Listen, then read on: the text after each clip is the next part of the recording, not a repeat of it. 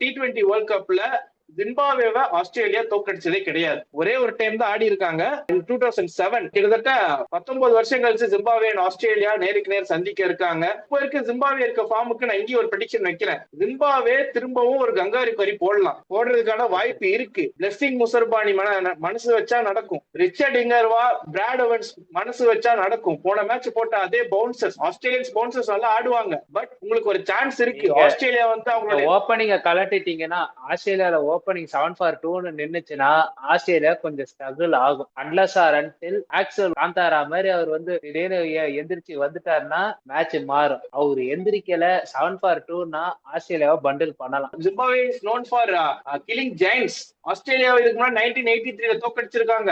2007 ஒரு சம்பவம் பண்ணாங்க. திரும்பவும் ஒரு சம்பவம் பண்ண முடியும். கொழும்புல சூப்பர் 8க்கு அவங்களுக்கும் போறதுக்கு ஒரு சான்ஸ் இருக்கு.